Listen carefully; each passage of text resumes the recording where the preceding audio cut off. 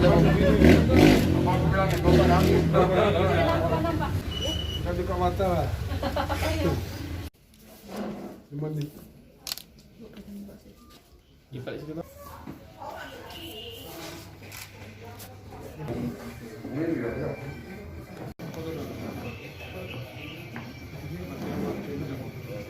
Di Kabupaten Aceh Tengah dan Kabupaten Bener Meriah tentang program BPJS Sostek.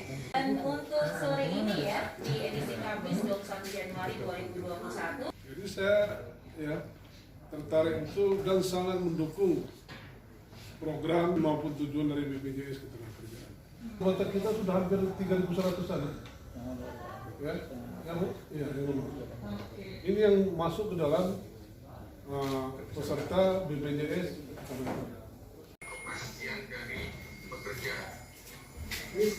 ada jaminan menjaga kepercayaan baik itu dari pemberi kerja dalam hal ini perusahaan ataupun dari si pekerja sendiri yang menitipkan Seluruh pekerja untuk daftar BPJS Ketenagakerjaan, kemudian seluruh non-ASN sudah terdaftar BPJS Ketenagakerjaan.